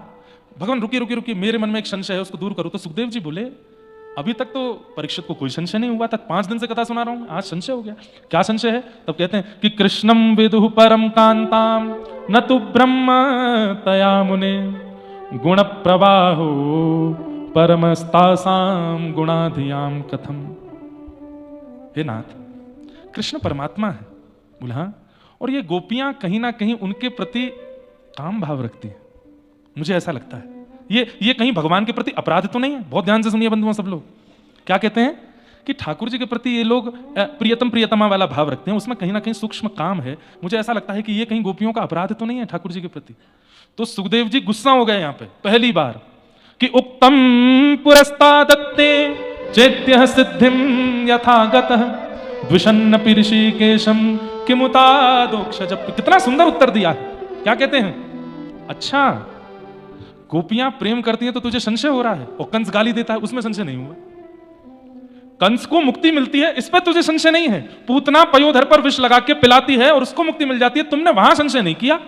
शिशुपाल दंतवक्र भगवान को 100 गालियां रोज देते हैं, मृत्यु के बाद मुक्ति मिल जाती है, मुक्ति मतलब भगवान मिल जाते हैं, उस पर तुझे संशय नहीं हुआ। और आज गोपियां ठाकुर जी से प्रेम कर रही हैं तो तुझे संशय हो रहा है। गोप्य कामात भयात कंस। अरे सुन ले परीक्षित, क्या ये गोपियां प्रेम नहीं करती ठाकुर जी से? ठाकुर जी भी प्रेम करते हैं इन गोपियों से। किमुतादोक्षज प्रिया, ये अधोक्षज की प्रिया हैं, ये उनकी प्रियसी हैं। और ठाकुर जी जिससे प्रेम करें, प्रश्न करते रहो पूरे दुनिया के लोग, वो तो उनके हैं और उनको कोई दूर नहीं कर सकता। तो इसलिए ये प्रसंग सबके समझ में नहीं आया होगा आज, मुझे पता है, पर जितनों को आया है बड़भागी है, क्योंकि रास का प्रसंग सबको नहीं आता है। रास पंचा पूरी भागवत पचाई जा सकती है, रास पंचाध्यायी पचता नहीं है, क्योंकि इतनी शाखाएं हैं एक एक भाव के, एक एक बात की, कितना व्याख्या करें, क्योंकि एक व्याख्या में एक और प्रश्न प्रकट हो जाता है, अच्छा ऐसा तो फिर ऐसा क्यों। इसलिए तर्क कुतर्क वितर्क जिनके भी चित्त में होगा उनको रास समझ में नहीं आ सकता, प्रेमियों को ही आ सकता है। पर पता नहीं मैंने आज क्यों बोला है, यहां रात भर गोपेश्वर दिखे हैं इसीलिए बोला है, गोपियां। और मैंने कहा ना मुक्ति रहती है ना, यहां पे सबको मुक्ति देती है, तो उन्होंने थोड़ी जिज्ञासा की है कि जा रहे हैं आप तो थोड़ी सी मुक्ति पर भी कृपा कर दीजिए, मुक्ति को किशोरी जी का कुछ रस दे दीजिए। इसलिए नाथ और मुक्ति दोनों को प्रसन्न करने के लिए थोड़ा श्री जी का भाव आज कहा। गोपियां कहती हैं हम जा रही हैं, हम जा रही हैं, हमारी एक वस्तु आपके पास है वो वापस करो। ठाकुर जी बोले क्या है मेरे पास? बोले चित्त, हमारा मन है आपके पास, वो वापस कर दो। क्यों? बोले हम घर में काम करती हैं, मन आप में लगा रहता है, नहाने जाती है मन आप में लगा रहता है, श्रृंगार करती है मन आप में लगा रहता है, बच्चों को दूध पिलाती है मन आप में लगा रहता है, पति के पास बैठती है मन आप में लगा रहता है। वो मन जो आपके पास है वो वापस करो हमको, ताकि हम उनमें मन लगा सकें। नहीं तो पादौ पदम न चलतस्तद पाद मूलात्, हमारे हम पैर रखते कहीं है, जाते कहीं है, करती कुछ है, होता कुछ है, दे दो वापस। ठाकुर जी बोले ये तो नहीं हो सकता। तो बोले नहीं हो सकता ना, तो हमें स्वीकार करो। दो ही तरीके हैं आपके पास, या तो हमको स्वीकार करो या हमारा मन वापस करो। ठाकुर जी बोले मन तो वापस नहीं कर सकता, तो बोले फिर हमें स्वीकार करो। और ठाकुर जी प्रसन्न होकर के खड़े हो गए, बोले मैं तो आप सबका परीक्षण कर रहा था, मैं आप सबके चित्त को देख रहा था कि कैसा है, कैसा लगा? बोले कि पूर्ण योग्य है मेरे, अब आओ मैं रास करूंगा। वास्तव में सब आ गए थे, किशोरी जी नहीं आई थी अभी तक, तो ठाकुर जी तो इसलिए समय खींच रहे थे श्री जी आ जाएं।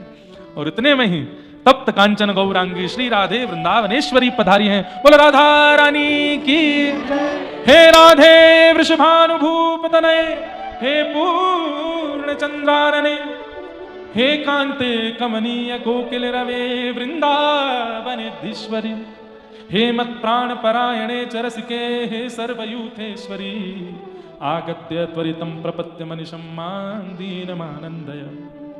ओ बन नाचे नटनी को वाली, नंद को किशोर, बन नाचे नटनी को वाली।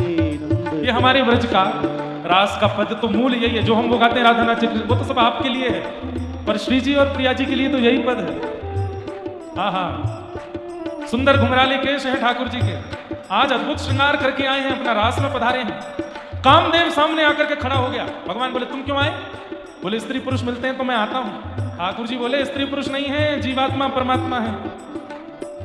कामदेव बोले ऐसे नहीं, मैं पता करूंगा। बोले कैसे करोगे? बोले आपके ऊपर आऊंगा। ठाकुर जी बोले आके दिखा। जैसे ही कामदेव रास भूमि में प्रवेश करने लगा, ठाकुर जी ने इतना सुंदर रूप बनाया, इतना सुंदर रूप बनाया कि कामदेव मूर्छित होकर गिर पड़ा और ब्रह्मांड ने नाद किया, बोले मदन मोहन लाल की जय। मदन माने काम, उसको भी जो मोहित कर ले में। आज इतने सुंदर लग रहे हैं ठाकुर जी। बंधुओं, ब्रज भाषा के शब्द हैं, गाइएगा मेरे साथ। बन नाचे नटनी को वाली, नंद को किशोर, बन नाचे नटनी को वाली, नंद को किशोर। ओ राधे जगत नचायो तेरी भों की मरोड़, राधे जगत नचायो तेरी भों की मरोड़। ओ राधे जगत नचायो तेरी भों की मरोड़, राधे जगत नचायो तेरी भों की मरोड़। ओ बन नाचे नटनी को वाली, नंद को किशोर, बन नाचे नटनी को वाली, नंद को किशोर। हाँ बन नाचे नटनी को वाली, राधा चित चोर, बन नाचे नटनी को वाली, राधा। और रास राजेश्वर भगवान की।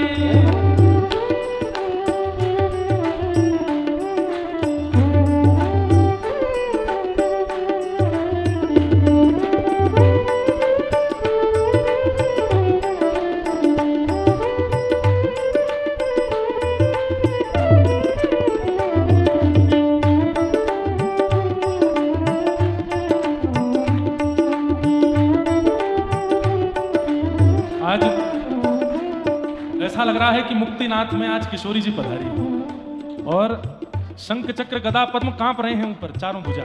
क्यों? चार भुजा श्री जी के आगे नहीं रह सकते, वहां तो दो भुजा श्री जी की, दो भुजा ठाकुर जी की, ऐसे चतुर्भुज होंगे। ऐसा नृत्य करते हैं प्रिया प्रियतम की दो भुजा श्री जी की कब ठाकुर जी में मिलित हो जाती हैं और दोनों प्रिया प्रियतम चतुर्भुज हो जाते हैं। तो आज श्री जी पधारी हैं और चतुर्भुज नारायण आज तप वप छोड़ करके इस मधुर हिमालय की कंदराओं में गंदगी के तट पर नृत्य कर रहे हैं। बन नाचे नटनी को वाली नंद को किशोर। आहा, किशोरी जी ठाकुर जी के रूप को देख के क्या कह रही हैं? नंद के किशोर तो पे डारू तृण तोड़ प्यारे, नंद के किशोर तो पे डारो तृण तोड़। हाँ, नंद के किशोर तो पे डारू तृण तोड़ प्यारे, नंद के किशोर तो इतने प्यारे लग रहे हो कि तृण तोड़ दूं, कहीं मेरी नजर ना लग जाए आपको, कहीं मेरी नजर किसी को ना लगे, इसलिए तृण तोड़ा जाता है। किशोरी जी कह रही हैं, ओ नंद के किशोर तो पे डारू तृण तोड़ प्यारे, नंद के किशोर तो पे डारो तृण तोड़। सुन मुरली की भोर मेरे मन नाच मोर, सुन मुरली की भोर मेरे मन नाचे मोर। हाँ, सुन मुरली की भोर मेरे मन नाच मोर, सुन मुरली की भोर मेरे मन नाचे मोर। हे नट नाचे नटनी को वाली नंद को किशोर, बन नाचे नटनी को वाली नंद को किशोर। हे बन नाचे नटनी को वाली राधा चित चोर, बन नाचे नटनी को वाली राधा चित चोर। देखो कैसा प्रेम है प्रिया प्रियतम का। श्री प्रिया जी कह रही हैं, अरे श्याम सुंदर इतने प्यारे लग रहे हो कि मैं तृण तोड़ दूं कि मेरी नजर ना लगे आपको। तो अब दूसरी पंक्ति में ठाकुर जी कह रहे हैं, अरे श्यामाजू मेरे रूप की तो छोड़ो, आपके रूप की बखान मैं करके बताऊं, बोले बताओ। कमल कली सो रंग भानु की लली को प्यारी, कमल कली सो रंग भानु की लली को प्यारी। कमल कली सो रंग भानु की लली को प्यारी, कमल कली सो रंग भानु की लली को। अरे मुख चंद हुते नी को मेरे नैना है चकोर, मुख चंद्र हुते नी को मेरे अरे! नैना है चकोर। बादल की आड़ से जैसे ही पूर्णिमा के चंद्रमा निकले सब गोपियां बोली, अरे श्यामाजू चंद्रमा कितनो प्यारो लग रहा है। किशोरी जी बोली, हाँ हाँ हाँ ये चंद्रमा कितनो प्यारो लग रहा है, श्याम सुंदर देखो ना चंद्रमा कितनो प्यारो लग रहा है। ठाकुर जी बोले, देख तो रहूं मैं। कहाँ देख रहे हो आप? तो मुंह को देख रहे हो। बोले, तो जो सबसे सुंदर चंद्रमा होगा वही को तो देखूंगा। हे श्यामाजू ऐसे कोटि कोटि कोटि चंद्रमा आप पर वारे वारे जामे आपके रूप पर।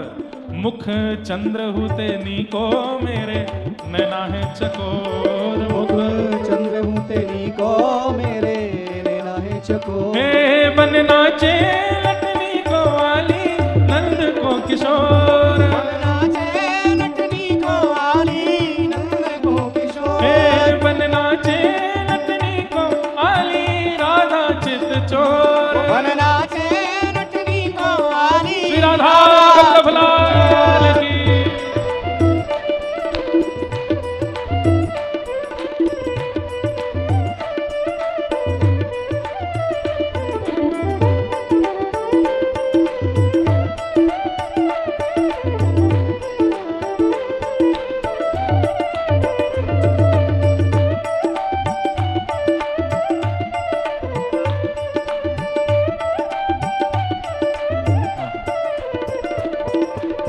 किशोरी जी अपलक नेत्रों से ठाकुर जी को देख रहे हैं, और जब आप किसी को अपलक नेत्रों से देखते हैं बिना पलक झपकाए तो नेत्रों में आंसू आ जाते हैं।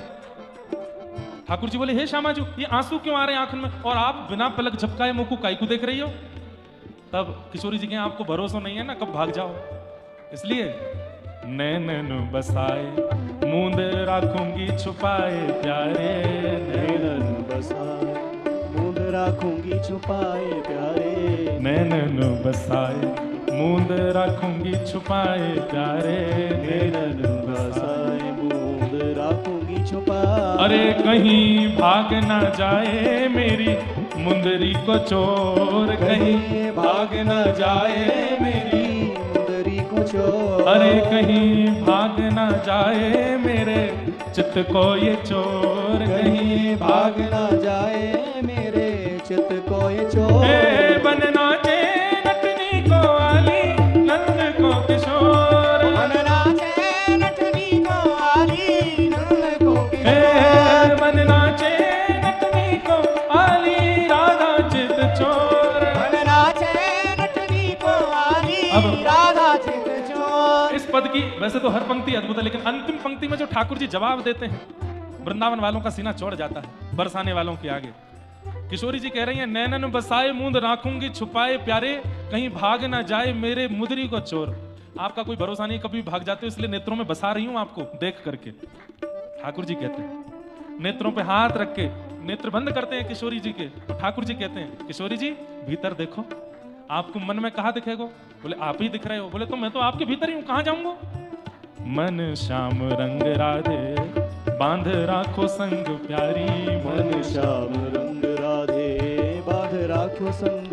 ओ मन श्याम रंग राधे बांध राखो संग प्यारी, मन श्याम रंग राधे बांध राखो संग। अरे कहाँ जाएगी पतंग तेरे हाथ में है डोर, कहाँ जाएगी पतंग तेरे हाथ में है डोर। ओ कहाँ जाएगी पतंग तेरे हाथ में है डोर। कहाँ जाएगी पतंग अरे! तेरे हाथ में है डोर। कितना अच्छा उत्तर दिया ठाकुर जी। कह रहे मैं पतंग हूं, मेरी डोर तो श्री जी के हाथ में है।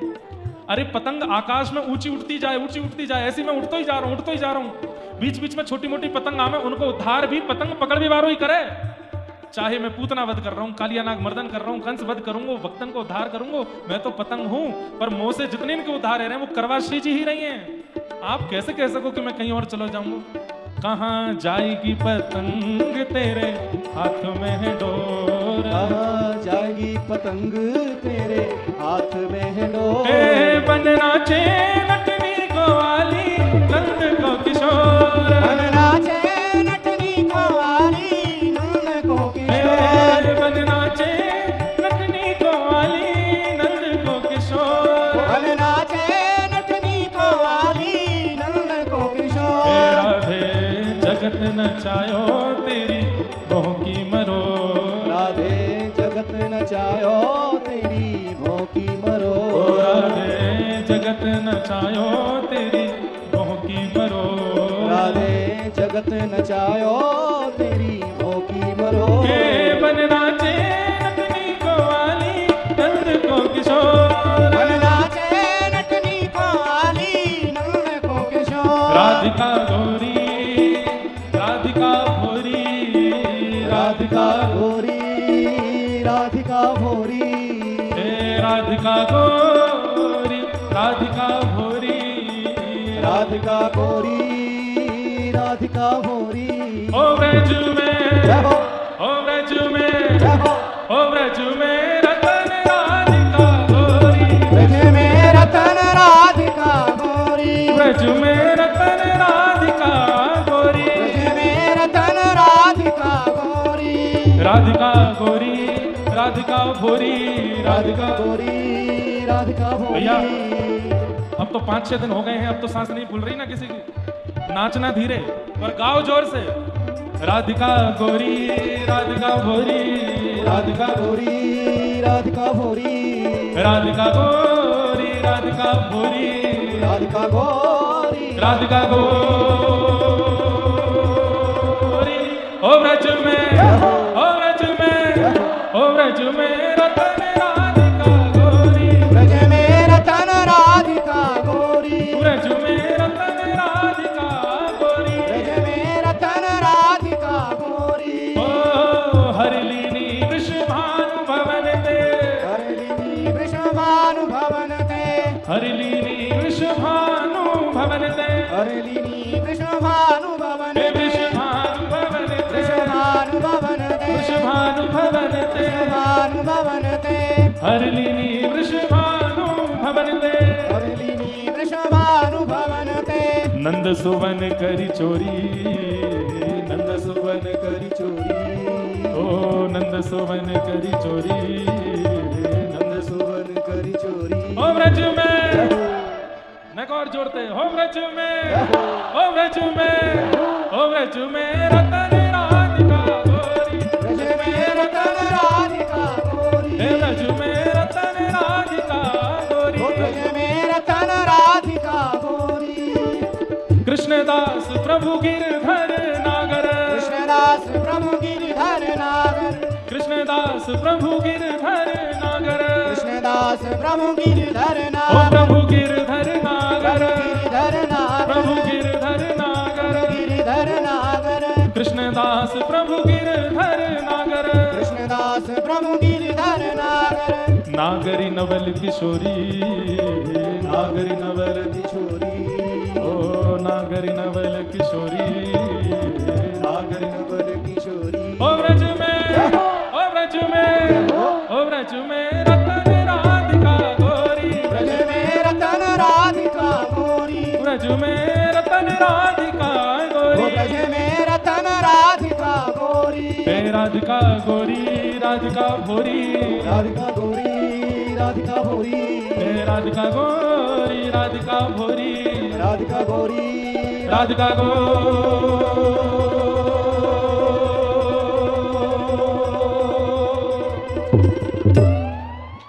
सांस अभी ठीक नहीं हुई आप लोगों की, जोर से सांस भरो। गो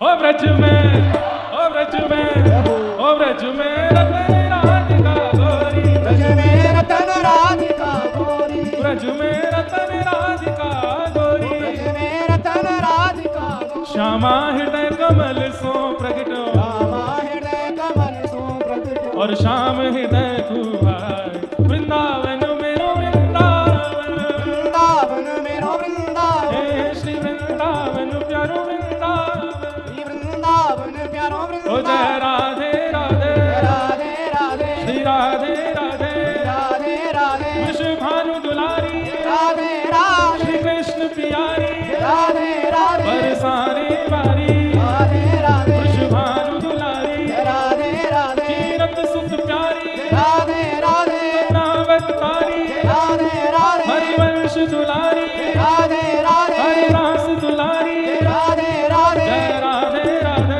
राधे राधे, श्री राधे राधे, राधे राधे, जय राधे राधे, राधे राधे, श्री राधे राधे, राधे राधे, जय जय श्री राम, राधे जय जय श्री राम, राधे, जय जय श्री राम, बोल वृंदावन बिहारी लाल, रास रासेश्वर भगवान की, पूछ री के लौटा की, हो यारे, क्या बात है बंसी वारे श्याम, बोल मुक्ति नारायण भगवान की।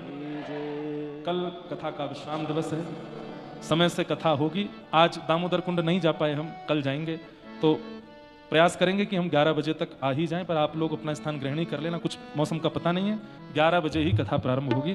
तो कल विश्राम दिवस, कथा करके फिर यहाँ से हम कल ही प्रस्थान बद्रीनाथ के लिए कर जाएंगे। आप सबको प्रणाम करते हैं और बड़े प्रेम और भाव से मुक्ति नारायण भगवान से क्षमा याचना कर लीजिएगा और प्रार्थना कीजिएगा कि नाथ, जो मानसरोवर कथा होने वाली है उसके लिए आप आशीष दें और पुनः मुक्तिनाथ आने के लिए हम पर कृपा करें, हम पुनः मुक्तिनाथ आ सकें। वैसे मन तो बहुत लगा यहाँ, इच्छा तो है, अगर किसी कारणवश मौसम के चलते अगले वर्ष अगर मानसरोवर कथा नहीं भी हो पाई तो मुक्तिनाथ दोबारा आ जाएंगे, हम यही कथा करेंगे। तो ऐसी भावना है सबको। जय श्री कृष्ण, जय श्री कृष्ण, जय सिया राम, जय श्री राम, जय श्रीमन नारायण, जय श्रीमन नारायण। जय जय श्री राम।